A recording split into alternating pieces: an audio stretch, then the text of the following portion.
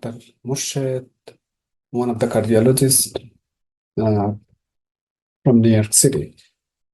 নি পেইন এমন কোনো মানুষ নাই যাদের হাঁটুতে ব্যথা হয় না। ইদানিং অনেক ইয়ংদের মধ্যেও এটি হচ্ছে। আজকে সিএনএন একটা রিপোর্ট করেছেন এই নি পেইনের উপর।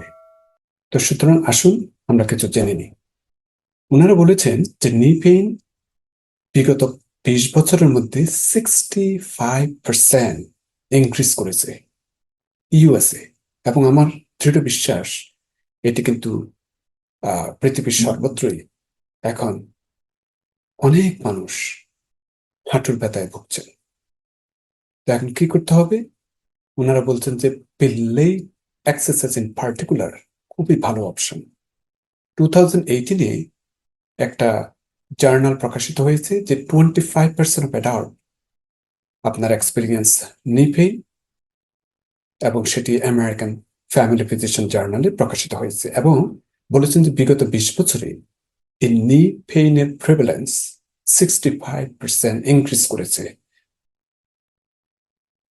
তো এখানে দেখতে হবে যে বায়োমেকানিক্সটা কি এই নি পেইনের। হ্যাঁ, এটি কিন্তু জানতে হবে আমাকে। এটা কি হঠাৎ করে হয়েছে নাকি গ্র্যাজুয়ালি হয়েছে, এটা জানতে হবে। তো যদি হঠাৎ করে হয়ে থাকে তাহলে আপনাকে কিছুদিন ইনিশিয়ালি রেস্ট করতে হবে। তবে সেটি কিন্তু আপনার অনেকদিন রেস্ট করা যাবে না, কারণ যদি অনেক দিন যদি ইমোবাইল করেন তাহলে লং টার্মে আপনার মাসেল উইকনেস হবে, মাসেল অ্যাট্রফি হবে, এবং যার ফলে আপনার নি যে সাপোর্ট করে থাকে যেগুলি, সেগুলি কিন্তু মাসেলগুলো অ্যাট্রফি হলে কিন্তু পরবর্তীতে আহ অনেক ক্ষতি হতে পারে।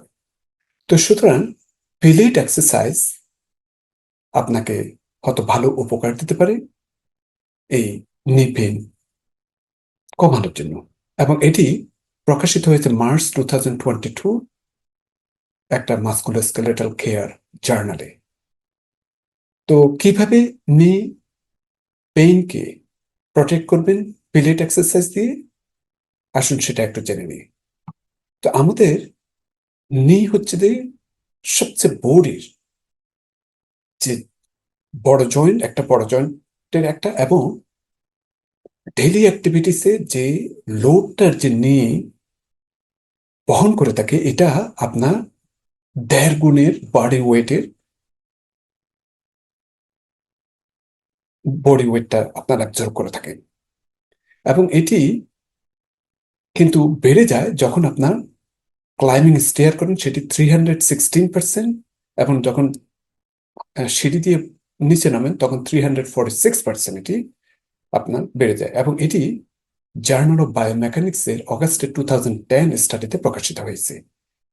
তো এই নি পেনের জন্য আপনার যে অবশ্যই quadricep muscle, hamstring muscle, gluteal curves, এগুলো কিন্তু খুবই ইম্পর্টেন্ট, এবং কারণ এগুলো প্রত্যেকটি এক একটির সাথে অঙ্গাঙ্গিভাবে জড়িত।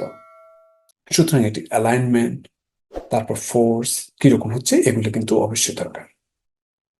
তো যে এক্সারসাইজের কথা বলবো সেটা হচ্ছে, একটা হচ্ছে যে শোল্ডার ব্রিজ ট্র্যাক।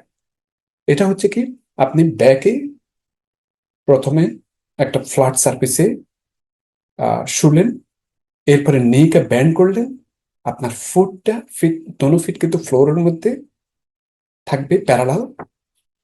এরপরে ডায়াফ্রামটা ব্রিথ করবেন।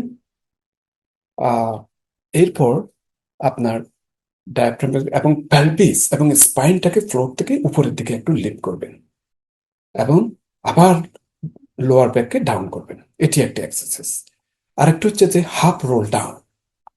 তো ইন দিস পিলেট এক্সারসাইজ আপনি যখন একটা ম্যাটের উপর খুব আপরাইট সিটিং পজিশনে থাকবেন এবং নিকে ব্যান্ড করবেন 90 ডিগ্রি অ্যাঙ্গেলে, এরপর আপনার ফিটটাকে ফ্ল্যাট করবেন ফ্লোরের মধ্যে, place your hand under the knees with your elbow out of the side, এবং তারপর রাইটলি রাউন্ড ইউর স্পাইন, এবং অ্যাগেন ইনহেল এবং এক্সেল করবেন। until your arms are straight. Then exhale and roll your pelvis and spine back. তারপর squat position. Squat position হচ্ছে যে যে আপনি যেভাবে একটু নিচের দিকে স্কোয়াট করে রাখবেন এবং হাত দুটোকে এইভাবে করে রাখবেন এবং এরপর আপনি একটু উঠবস করবেন। এটাও কিন্তু কিন্তু অবশ্যই ফিটকে আপনার অ্যালাইনমেন্ট করতে হবে। তারপর straight leg raising test. Straight leg raising means again আপনি ফ্লোরের মধ্যে শুবেন, দোনো হাতকে আপনার ফ্লোরের মধ্যে রাখবেন প্যারালাল ভাবে। তারপর একটি পাকে আপনি ব্যান্ড রাখবেন, একটি হাঁটুকে, আরেকটা লেগকে একদম স্ট্রেট করে রাখবেন এবং উপরের দিকে উঠাবেন। এইভাবে করে কয়েকবার আপনি করতে পারেন। তো এই টেস্টগুলি যদি যদি প্রতিদিন করেন, তাহলে আপনার 20 থেকে 30% নি পেন কিন্তু আপনার ভালো হওয়ার সম্ভাবনা আছে। তো অ্যাগেইন কোনো ইনজুরি যদি থাকে বা জয়েন্টের যদি ডিসঅ্যালাইনমেন্ট থাকে, অবশ্যই আপনারা আপনাদের অর্থোপেডিক ডাক্তারের সাথে আলাপ করবেন, প্রোভাইডারের সাথে আলাপ করবেন। আর না হলে যদি অস্টিওআর্থ্রাইটিসের যদি হয়ে থাকে, তাহলে এই ধরনের যে এক্সারসাইজগুলো বললাম সেগুলি করা যেতে পারে। তো ফিজিক্যাল থেরাপি হচ্ছে যে মেইন।